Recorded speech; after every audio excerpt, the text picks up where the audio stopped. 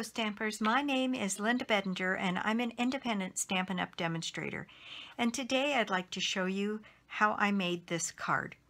I am just now getting started playing around with the stamp set and the material that you can now pre-order. And so the next couple of videos I put up I'm going to be doing from this suite and from the papers that come from that come with this particular bundle. And so we can look at some different ways to use some of the material. So I've used today the Love What You Do bundle, and I have used I'm lucky to have a friend like you. I'm using the Thank You from there. I grabbed the wrong stamp for this one, but I've got the right one mounted now. And then I've also using this flower here. And what I've done is the front of this card is really a very simple card, yet I think it's very, very pretty. The color combination of the Rich Razzleberry and the Pear Pizzazz and the browns is just really attractive, I think. And then on the inside I used something that will be coming, a punch that we're going to have available, and then I've used the two sentiments, I'm lucky to have a friend like you, and then put some flowers on the inside. So that is the card we're going to make. And so let me tell you and what pieces we're going to use. I have a base in Rich Razzleberry here, and then I have a piece that is 8.5 by, pardon me, this piece, boy, I'm tongue-tied. This piece is 8.5 by 5.5, scored and folded at 4 1/4. This is a layering piece for the outside that is 4 by 5 1/4. Then we have this piece of this pretty DSP. This is one of the new papers in the collection, in the Love What You Do collection, and I'm using this one. It's one that's pearlized. Isn't that pretty? And this piece is cut 2.5 by 4, and then I'm going to layer it a couple of times. So I've got a 3 by 4 1/4 and a 3 1/4. Is that right? Nope. This is 2 3/4. I guess I better measure them just to make sure. 2 3/4 by 4 1/4, and then this one is 3 by 4 1/2 to create the layers that are going to go on here. Then I'm using some of this pretty velvet ribbon that we have here and some pearls to add to the pearlized look. And then I have a piece of Whisper White on the inside that is 4 by 5 1/4. So those are the pieces that we need. We also need one other piece, and this piece is 1 inch by 2 5/8, and that's for our sentiment here. When I pull the stamp for this particular set, this stamp is a little bit larger than the one I used here, so we need a little bit bigger piece of paper. All right, very fast card, really simple. I needed to run this through, and I did use the textured embossing folder here that is the leaf pattern here, which is one of my very favorites. It's a dynamic embossing folder, so you'll only need one cutting plate and your base to run this through. And to save a little bit of time, I've already embossed my piece, and I have it right here. So I'm going to go ahead and put this piece down on my card, and I'm just going to use snail to get that done. I have been a little bit away. Usually I put up videos on Fridays and Sundays and Wednesdays, so I'm a couple of days behind here, but I have had, and I'm sure you've experienced this as well, I have had major technology problems. And technology is marvelous, especially when it works. And mine wasn't working. I didn't have internet or phones or cable or anything for about 3 days as I worked through this mess that I had here. So I was pretty far behind because all I was doing is running around to technology stores. So what I'm doing to fix the inside of this is one of the new punches. This is a new punch that we're going to get in the new catalog. And it has a way to do a rounded corner. Yay, we haven't had one of those for a while now.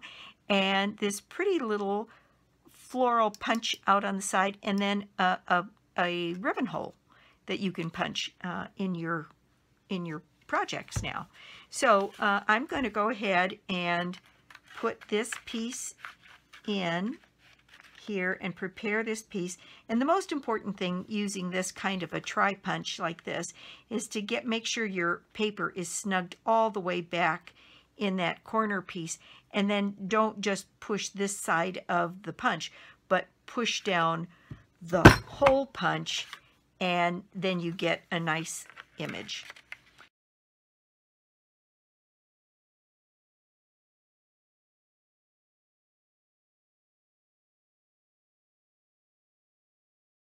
Doesn't that make a pretty border?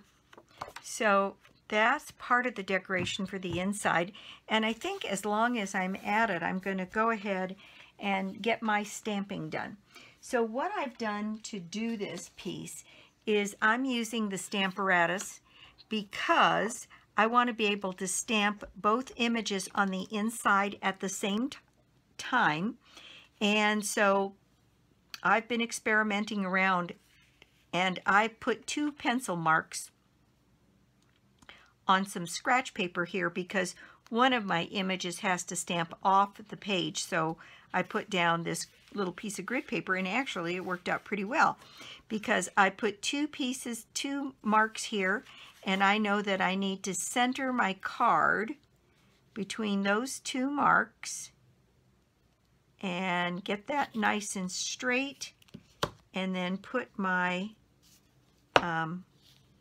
magnets on here to hold this down, and then I've positioned my stamps to come in and make that stamp. And that's another thing. Also, these are photopolymer, and let me move this over so you can see what I'm doing here.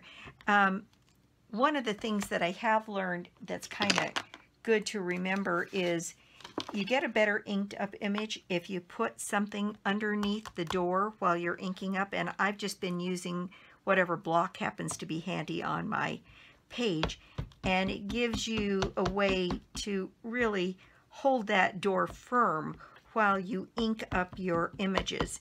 And you'll notice on this particular stamp, let me grab the stamp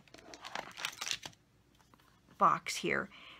These words, friend, and even in the thank you, have some pretty good surface to them. And with photopolymer, sometimes the ink beads up and you don't get a really good complete image on this.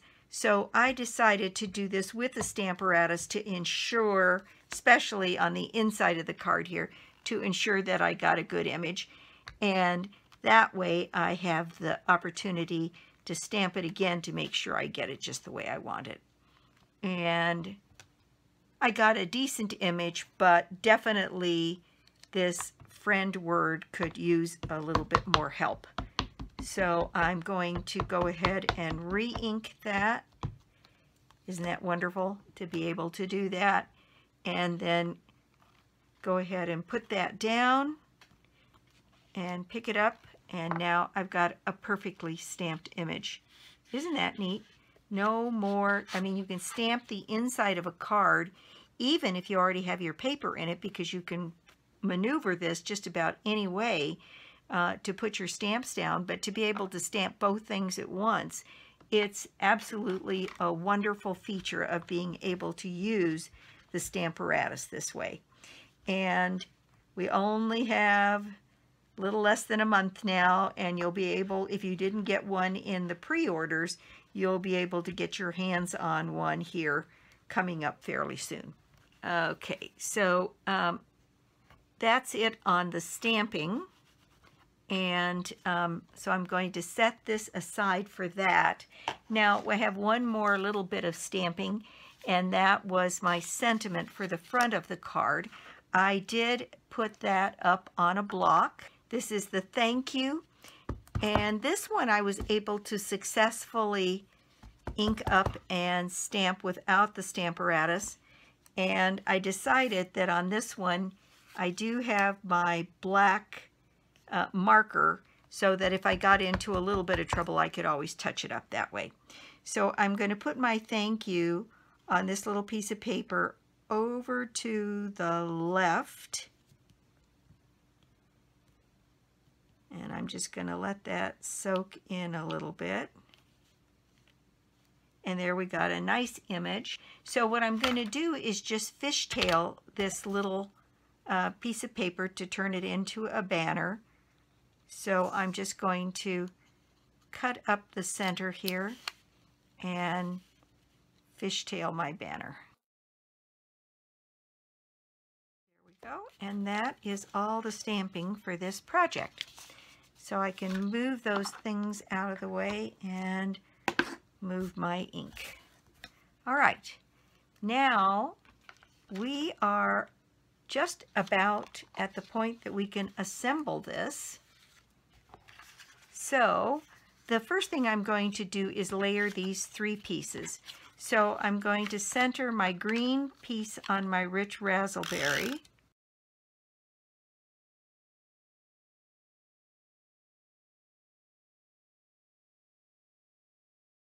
And then I'm going to put this panel up on dimensionals. Before I remove my my dimensional backings there, I need to put my tape on, or my ribbon, on the front of my card. Okay, so I've cut a length of ribbon here. It turns out that I have cut right at 5 inches. And what I'm going to do for this piece is I'm going to add some snail to the back of this ribbon, and then add a bit of snail to the back of my card here.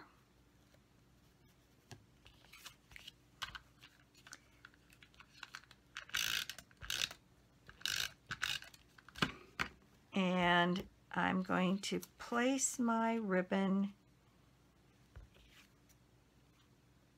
Actually, I think I want to do it on this side, so I'm going to put some more snail down here. And on this one, the new sentiment is quite a bit larger, so I'm going to move this ribbon down here. I think this is a tiny bit lower than it is on this other card. So right down here, and then wrap that around on the back here. There we go. Now, I'm going to remove those dimensionals because this piece is ready to go on our card front now. This could almost be a Fast and Beautiful. It's so simple. And yet I love the color combinations on this. It's very, very attractive. Okay, so on this one, I just centered this panel on the front of my card base here.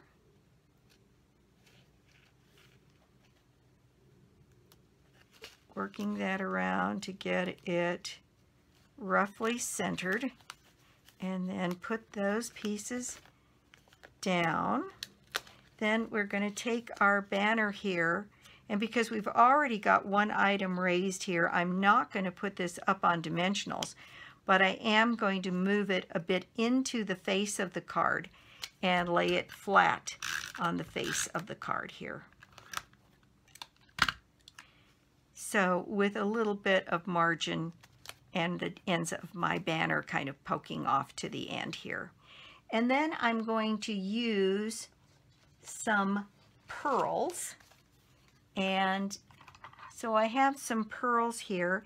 And what I decided to do was to add some of these pearls to the center of these flowers, and that's kind of fun because some of these flowers are in fact pearled anyway, and I'm using larger ones on the larger flowers, little bit smaller ones on the smaller flowers here where we can see, and in fact I think I'll use a larger one on that one because it's right in the center of our card. And then I added a couple of pearls to the banner here to just add a little bit of finishing touch. And then this piece was kind of bare without any flowers down here, so I thought a couple of pearls down here would add a little bit to the card. So I'm putting a larger one and a smaller one just to kind of fill in. All right, we're ready for the inside of our card, and here we have our panel. And what I did do in my prototype here is that I did sponge the green around the edge of this card, and it just brings the green inside a bit, and I am going to do that again here. So I've got my sponge here, and I'm going to use some Pear Pizzazz ink to do this. And then I'll show you variation on this card. As I was figuring out what it was I was going to do, I did do a couple of versions of it. One of them I thought was so bad I just I took it apart. But one of the other versions is kind of interesting, and I'll show it to you here in a second and show you what I did as a kind of variation, if you will, on this card. But I thought it would be kind of fun to bring the green on the inside without doing a whole piece of paper. So just a nice little sponging around the edge of the inside piece. And then we'll add a bit of snail here to the back of that card. And go ahead and put that on the inside here. And there we have our card. Isn't that pretty? And so it's got, again, really pretty simple, fast, and yet there's something about this color combination that is just very compelling. And so here are the two cards, and you'll see I put this little ribbon a little bit further down on the panel because this piece was so much bigger. I thought it filled up the card a little bit better that way. So there is my card for today, and I want to thank you so much for stopping by my YouTube channel today. I do so appreciate it. The prize draw from last month in April was the embossing package, and that was won by Jackie Serbo in Peyton, Colorado. And so congratulations, Jackie. And this month for the prize draw, I'm going to give away the 5 ink pads for the new in colors and the 5 markers. So it's a nice bundle, about $48 worth, and you'll be all ready to go with the in colors. So that will be the prize draw for May. And if you don't already have a Stampin' Up! Demonstrator, I'd love to be your demonstrator, and or you could join my team. It's still pretty good timing. If you join in May, your first full quarter to complete your first minimum isn't over until September, and then that carries you through year end. So you could enjoy discounts, and if you wanted to do more with the business, we could certainly help you do that. And I've talked to a couple people about it, and they said, well, I really don't have any desire to do videos like you, and I don't necessarily want to hold card classes. And none of that is necessary. You can, if you're a customer of Stampin' Up! Now, you can be a demonstrator and not have to do another thing except buy your product and get your discounts. So there's lots of ways to do this. and I'd be happy to talk to you. My information is always listed below the video, including my telephone number, and I would be happy to talk to you about it. Also, I did a giveaway on one of my last videos for my paper pumpkin alternatives, and Terry Rodriguez is the person who won the paper pumpkin kit. And so I think going forward every month we'll do something where I do a giveaway on my paper pumpkin alternatives. Okay, well, that's it for me today. Again, thank you so much for stopping by, and I will be back soon, and I mean soon. I've got some catching up to do with some more projects, and particularly some more cards from this wonderful new suite that you can now get your hands on. I think it's appropriate for me to put up some different kinds of things that you might be able to do with it. Okay, bye now.